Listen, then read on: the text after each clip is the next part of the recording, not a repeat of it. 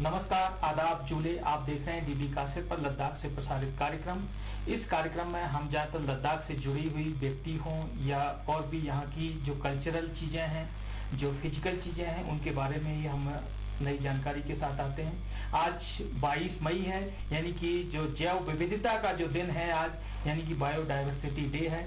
इस पर आज हम बहुत सारी जानकारी जो लद्दाख में जो जैव विविधता है, जो इतनी जो धनी संपदा यहाँ की है, उस पर हम चर्चा करेंगे। उसके लिए आज हमारे साथ हैं यहाँ के लद्दाख के जो chief wild life officer Shri Sajid Sultan ji. आपका स्वागत है हमारे इस कार्यक्रम में। और आज हम इस मुद्दे पर बहुत सारी जानकारी चाहेंगे कि वाइल्ड लाइफ की यहाँ पे कितनी पॉसिबिलिटीज है। लद्दाख और कारगिल दोनों में ऐसी कौन सी जो सिग्नेचर जो यहाँ की स्पीसीज हैं, उनके बारे में आप क्या कहना चाहेंगे। उसके बाद हम आगे और चलेंगे। तो लेकिन सबसे पहले हम चाहेंगे कि सिग्नेचर स्पीसीज के बारे में आप क्या कहना चाहेंगे। लद्दाख की जो यूएसपी है, जिसके लिए लोग लद्दाख आना चाहते हैं, वो यहाँ का लैंडस्केप है जी। और इस लैंडस्केप को बनाता है जो यहाँ के बायोडाइवर्सिटी है, जो यहाँ के जानवर हैं, जो यहाँ के पेड़ हैं। और अगर आप जैसे आपका सवाल रहा कि यहाँ पे मेन फ्लैगशिप स्पीसीज क्या है, जो यहाँ की मेन स्पीसीज क्या है, मैं बताना चाहूँगा कि लेह में हमारे पास हेमिस नेशनल पार्क है और हेमिस नेशनल पार्क में ऑल ओवर द वर्ल्ड जाना जाता है यहाँ के स्नो लेपर्ड्स के लिए। और दूर दराज से कहाँ से लोग नहीं आते हमारे पास। रशिया से आते हैं, चाइना से आते हैं, अमेरिका से आते हैं। अभी लास्ट टाइम हमारे पास बहुत से पूरा कंसाइनमेंट आया हुआ था, जो लोग आए थे हवाई से आए हुए थे, तो वो इनको देखने आते हैं। और करगिल में एक बड़ा इम्पोर्टेंट हमारे पास वहाँ एनिमल मिलता है जिसको हम लोग ब्राउन बेयर बोलते हैं। और मज़े की बात यह है कि बहुत लोग इसके बारे में जानते नहीं हैं और अभी तक इसके बारे में लोग तक पता नहीं चला है। बट मैं ये उम्मीद करता हूँ जिस दिन लोगों तक पता चलेगा कि ये करिश्मेटिक स्पीसीज करगिल में है, लोग करगिल भी दौड़ते हुए आएंगे और इस स्पीसीज को देखने के लिए आएंगे। मैं चांगथांग का इलाका हो, डेमचौक तक उधर गया हूँ, या तुर्तुक गया हूँ, या मैं कारगिल गया हूँ, तो लेकिन अभी तक मुझे यहाँ पे न तो कोई ऐसा डर लगा। तो मैं ये जानना चाह रहा हूँ कि ऐसी यहाँ पे ऐसी कितनी स्पीसीज हैं जो खतरनाक है इंसान के लिए, जिससे लोगों को खतरा है, या ये वो खतरा है तो उससे वो कैसे बच के रहें कि जो उससे यानी कि जो उनके ऊपर अटैक ना हो पाए। यानी कि जब अटैक होता है तो लोग उसके प्रति एक अलग तरीके से व्यवहार करते हैं और फिर वो स्पीसीज को लोग मारने लगते हैं, तब वो खत्म होने लगती है। यानी कि जो हमारी प्राकृतिक सुंदरता है वो नष्ट होने लगती है। तो इसलिए उनके खतरे यदि हैं तो कौन से खतरनाक यहाँ पे जानवर है और उनसे कैसे बचा जा सकता है। मैं हमेशा ऊपर वाले का बड़ा शुक्रगुजार हूँ कि यहाँ पे जितने भी जानवर मिलते हैं, और ज्यादातर अगर इंसानों को अगर इंसान की अगर जान को खतरा होता है तो जनरली वो कार्निवोर से होता है, जिसको लोग बोलते हैं कि मतलब मांसाहारी जो जानवर होते हैं। और यहाँ पे अगर हम कार्निवोर्स देखें तो जैसे मैंने बताया, यहाँ स्नो लेपर्ड्स हैं और यहाँ ब्राउन बेयर है। और उनका जो ओवरऑल स्वभाव है इतना शांत है कि अभी तक कोई ऐसी रिकॉर्ड नहीं हुई जहाँ पे किसी ने किसी स्नो लेपर्ड ने, किसी ब्राउन बेयर ने किसी इंसान को मारा हो या इंसान की हत्या करी हो या अटेम्प्ट भी लिया हो। तो डेफिनेटली ह्यूमन लाइफ लॉस का तो बिल्कुल भी सवाल नहीं उठता है। हाँ, अगर हम ये कह सकते हैं ह्यूमन के खतरा के एक बात हम ये कह सकते हैं कि जैसे लोगों की लाइफ स्टॉक होती है, माल मवेशी होती है, तो अक्सर ऐसा यहाँ पे खबर आई है कि जानवर घुस गए, उन्होंने यहाँ पे माल मवेशी मारी। तो हम लोग हमेशा एज अ डिपार्टमेंट ये कोशिश करते हैं कि दो तरह के इसमें मेजर्स होते हैं, एक होता है प्री और एक होता है पोस्ट। तो प्री मेजर्स में हम लोग हमेशा ये चाहते हैं कि जो एरियाज हमने मैप कर रखे हैं जहाँ पे कॉन्फ्लिक्ट ज्यादा होता है, वहाँ पे जैसे ऐसे घर हैं जहाँ पे लोग, यहाँ कोरल कहते हैं, जहाँ पे अपने लाइफ स्टॉक को लोग हाउस करते हैं, तो उसके ऊपर हम चेन लिंक फेंसिंग कर देते हैं ताकि जानवर अंदर घुसे ही ना। और उसके अलावा सोलर लाइट्स देते हैं ताकि वहाँ रोशनी रहे। और इम्पोर्टेंट सेकेंडरी जो पोस्ट फैक्टर हमारा मेजर रहता है कि अगर कोशिश करने के बाद भी अगर कहीं पे जानवर घुस जाते हैं और उनके लाइफ स्टॉक को मारते हैं तो हम वहाँ पे उनको लाइफ स्टॉक कंपनसेशन देते हैं। और इसके साथ साथ हम लोग एक नया इनिशिएटिव ले रहे हैं और वो इनिशिएटिव करगिल में है, क्योंकि करगिल में हमने देखा है कि ब्राउन बेयर से प्रॉपर्टी डैमेज बहुत हो रहा है। तो हम लोग चाह रहे हैं कि हम लोग एक ऐसा सिस्टम इन प्लेस रखें। ऐसी कुछ स्टेट्स हैं, जैसे वेस्ट बंगाल की स्टेट है, उत्तराखंड की है, जहाँ हाथी लोगों के घर तोड़ देते हैं। तो हम लोग चाह रहे हैं कि हम लोग इस जो डैमेज हो रहा है, physical damage of houses because of brown bear, उसको हम लोग कंपनसेट कर पाए। तो ये भी हम लोग एक मेजर यहाँ पे आजकल ले रहे हैं ताकि ओवरऑल हम लोग लोगों की प्रॉब्लम्स को दूर कर पाए, उनका लाइफ कंफर्टेबल और इजी बना पाए। अरे लेकिन ये मैं जानना चाहूंगा, जो ब्राउन बियर है या स्नो लेपर्ड है, ये अटैक करता कब है? यानी कि हम ऐसे क्या ह्यूमन एक्टिविटीज इस टाइप की वो कौन सी रहती है कि जिस वजह से वो अटैक करता है? देखिए, जो मुझे लगता है कि अगर कभी अटैक करने के चांसेस हो तो देखिए, कोई भी जानवर, मैं तो हमेशा कहता हूं कि जानवर इंसानों से ज्यादा सिविलाइज होते हैं। कोई भी जानवर खुद से आके ह्यूमंस को अटैक नहीं करता है। या अटेम्प्ट भी नहीं लेता है अटैक करने की। लेकिन अगर कोई एनिमल है, अगर वो थ्रेटेंड फील करता है, मैं आपको एग्जांपल देता हूँ, अगर किसी एरिया में मान लीजिए किसी वजह से आपके घर के झाड़ के बीच में ब्राउन बेयर फंस गया और अगर हम उसको हर तरफ से घेर लेते हैं और पत्थर मारने की कोशिश करते हैं, तो इसके चांसेस हैं कि अपने बचाव में उसने रिटेलिएट कर दिया। और मेरे लोगों से ये रिक्वेस्ट रहती है कि कभी ऐसा केस होता है कि आपके घर में जहाँ माल मवेशी है वहाँ या किसी एरिया में ब्राउन बेयर आ जाए या स्नो लेपर्ड आ जाए, तो उसको भागने का मौका दीजिए, उसको घेरिए मत। ऐसा हो सकता है कि अपने अक्सर आप देखिए ब्राउन बेयर के साथ इनके बच्चे रहते हैं, मदर हमेशा कब के साथ रहती है, ज्यादातर मैंने देखा है। और कोई भी जीव, आप इंसान देखिए, जब एक माँ अपने बच्चे के साथ रहती है वो ज्यादा प्रोटेक्टिव हो जाती है। इसी तरह से अगर कोई जानवर होता है और वो जानवर के साथ बच्चा है, और अगर मान लीजिए वहां से 20-25 लोग एकदम से चारों तरफ से आ गए और उसको पत्थर भी मार रहे हैं, तो एनिमल थ्रेटेड फील करता है। तो उस थ्रेट को दूर करने के लिए ऐसे चांसेस हैं कि एनिमल उसको रिटेलिएट करे और ह्यूमन में अटैक करे। हालांकि मैं फिर से रिटेलिएट करूं कि आज तक ये रिटेलिएशन जानवर ने नहीं करा है, बट इसका मतलब ये नहीं है कि फ्यूचर में नहीं होगा। तो we have to be very careful. अगर जानवर आपके एरिया में आता है तो उसको आप मूवमेंट दीजिए, फ्री पैसेज दीजिए और वाइल्ड लाइफ डिपार्टमेंट को फोन करिए। हमारी फ्लाइंग स्क्वाड रहते हैं, वो इमीडिएटली वहां पहुंचेगा और they will come and help you out. जो 22 मई यानी कि इसमें जो इसकी जो आपकी बात थीम रखी गई है, आज सॉल्यूशंस आर इन नेचर, यानी कि जितने भी जो समाधान हैं वो प्रकृति स्वयं अपने आप देती है, फिर भी हम प्रकृति से क्यों भागते चले जाते हैं और इसकी जो बहुमूल्य संपदा है उसको नष्ट करने में लगे रहते हैं। तो हमें आपसे कौन कौन से जो आज की जो दिन है, तो आप क्या कहना चाहेंगे कि ये सॉल्यूशंस को कैसे कैसे हम बनाएं और इसको प्रकृति को सुंदर रखें? आजकल जो हम लोग as a civilization, as a race, हम लोग एक रैट रेस में लगे हैं, सब भाग रहे हैं। आप देखिए, आप दिल्ली में देखिए, कलकत्ता में, हर जगह एवरीबॉडी इज रनिंग। और इस भाग में हम भूल चुके हैं कि हमारे असली रूट्स कहाँ हैं हमारी।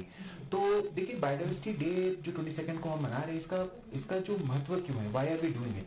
हम इसलिए कर रहे हैं कि लोग कनेक्ट करें। जैसे आज हम और आप बात कर रहे हैं, लोग इस बारे में बात करें कि बायोडाइवर्सिटी है, हम इससे लिंक्ड हैं, हम इससे कनेक्टेड हैं, हमारे रूट्स इसी के अंदर हैं। और मैं ये बिलीव करता हूँ कि जो हमारे, अगर आप वे बैक जाएं, हम लोग बोलते हैं दादा दादी के नुस्खे हैं और ऐसे बहुत सी चीजें होती हैं। आज भी हम लोग देखिए, अब मिनिस्ट्री ऑफ हमारी आयुष है और ये हमने रियलाइज करा है कि हमेशा हर चीज का ट्रीटमेंट के लिए आप एलोपैथिक ड्रग्स खाएंगे और आप केमिकल इंजेक्ट करेंगे, मेरे ख्याल से वो सोल्यूशन नहीं है। और एज एन इंडियन हमें लगता है हमारी ज्यादा जिम्मेदारी है कि हम अपने नेचर से कनेक्ट करें। हमारे जो बाप दादा, आज देखिए लोग कहते हैं ह्यूमन हिस्ट्री 10,000 साल की है, कुछ कहते हैं 15,000 साल की है, बट ह्यूमंस 10-15 हजार से आज तक सरवाइव कर रहे थे। और ऐसा नहीं था कि तब हमारे पास क्रोसिन थी, कैल्पॉल थी, आइबुप्रोफेन थी। तो नेचर से ही इंसान अपने आप को ठीक कर रहा था। तो मुझे ये लगता है कि हर एक मर्ज का कहीं ना कहीं से कोई ना कोई सोल्यूशन नेचर में है। वो अलग बात है कि कभी हम उसको ढूंढ पा रहे हैं और कभी कभी वो नॉलेज चली जा रही है। और इसमें मैं आपको बताना चाहूंगा कि हमारा एक बायोडाइवर्सिटी एक्ट 2002 है और उसका एक बहुत बड़ा कंपोनेंट है जिसको हम लोग कहते हैं ट्रेडिशनल नॉलेज। ट्रेडिशनल रजिस्टर्स बनते हैं जिसमें आप लोकल्स में जाते हैं, वहाँ के जो बूढ़े, खास करके जो बुजुर्ग हैं, उनसे हम बात करते हैं कि आप ये बताइए कि आपके यहाँ जब ये मसला होता था, मान लीजिए आपका पेट खराब होता था या सर दर्द होता था, तो आप लोग क्या करते थे। अब हम लोग आज की जनरेशन में इसको रियलाइज कर रहे हैं कि ये बड़ी इंपॉर्टेंट नॉलेज है जो खो रही है, जो नेचर में थी। अब बायोडाइवर्सिटी काउंसिल लद्दाख में बनने वाली है, बायोडाइवर्सिटी कमिटीज बनने वाली है, जिसके तहत हम लोग वापस इसको शुरू करेंगे कि कौन सी वो ट्रेडिशनल जड़ी बूटी थी जो आप खाते थे, जिसके किसी, और सबसे बड़ी बात आप देखिए, it is so cost effective. आप सिंपली एक 15-20 रुपए में, या अगर मैं कॉस्ट नहीं भी डालता हूँ, बहुत ही इकोनॉमिकली आप अपने आप को ट्रीट कर सकते हैं एटलीस्ट जो रोज के मेजर एलिमेंट्स हैं।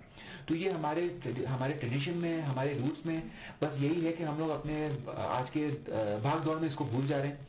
और अगेन मैं बताऊं, आज हम और आप दोनों यहाँ लद्दाख में बैठे हैं, लेह में बैठे हैं, यहाँ पे जो आमची सोसाइटी है, ये इसका सबसे बड़ा कैटेगरिकल एग्जांपल है कि आपके अपने प्रॉब्लम्स के जो सॉल्यूशंस है वो नेचर में है। आपको खाली पता होना चाहिए उस सॉल्यूशंस को कैसे ढूंढना है, उस सॉल्यूशंस को कैसे इस्तेमाल करना है और उसको कैसे एसिमुलेट करना है। हमारे पास बहुत सारे आमची या जो भी लोकल जो दवा बनाने वाले लोग थे, उससे ही वो ज्यादातर अपने सभी रोगों का समाधान करते थे।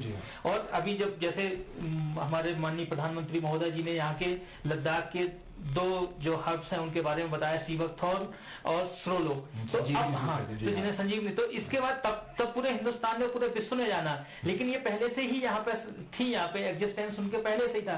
तो ऐसी ऐसी और कौन सी जो दवाएं हैं जिनके बारे में जो हम वहां पे इतनी जागरूकता और उनका प्रचार प्रसार नहीं कर पा रहे हैं, जबकि वो इससे भी हो सकता और बहुमूल्य भी हो, लेकिन उनको हम इतना मूल्यपरक, उतना जागरूकता के साथ नहीं बता पा रहे हैं। तो उनके बारे में भी आप प्रकाश आज के इस माध्यम से डालिए कि वो और भी जो यहाँ की चीजें हैं उनको भी अपनी पहचान मिल सके। मैं डेफिनेटली मेडिसिनल प्लांट में एक्सपर्ट तो नहीं हूँ, लेकिन मैं आपको जरूर बता सकता हूँ कि ऐसी बहुत सी स्पीशीज हैं। जैसे मैं आपको बताऊँ, नक्स वोमिका है, एकोनाइटम है, ये हमारे एरिया में ऐसे ही ग्रो करता है।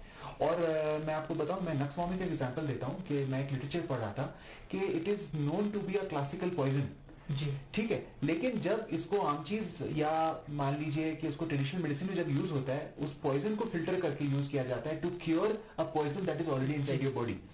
सो ऐसे यहाँ पे बहुत से मेडिसिन है।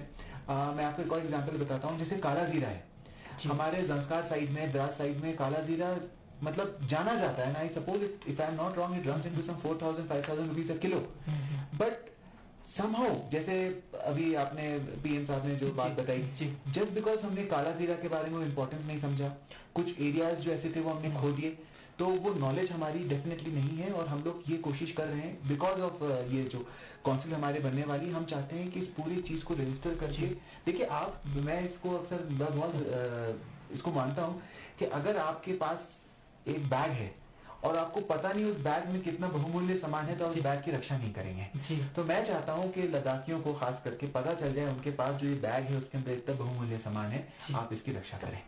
और दो चीजें आपको आज पता चली हैं, दो चीजें मैंने आज आपको बताया, और ऐसी अनेक और चीजें हैं जो हम लोग जब एक बार ये डॉक्यूमेंट करना शुरू कर देंगे तो हमें एक लिस्ट हमारे पास रहेगी। बिल्कुल, हमारे जो पुरानी जो पीढ़ी थी उसकी भी जिम्मेदारी थी और आगे आने वाली जिम्मेदारी उस पीढ़ी की भी है।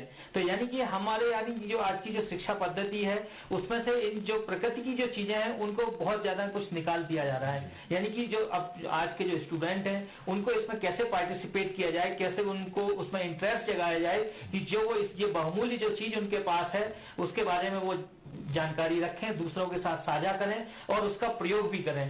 तो ज्यादा से ज्यादा जो बच्चे, जो नई पीढ़ी है, उनको इसमें पार्टिसिपेट करने के लिए आप क्या प्रयास कर रहे हैं और क्या आप मैसेज देना चाहेंगे? सबसे बड़ी बात जो हो गई है, मैं अक्सर लोग, लॉकडाउन है, कोरोना है, इसको लोगों ने बड़े नेगेटिवली देखा और फिर देखना भी चाहिए, क्योंकि ये एक पैंडेमिक है और पूरी कंट्री, पूरा वर्ल्ड इसमें परेशान है।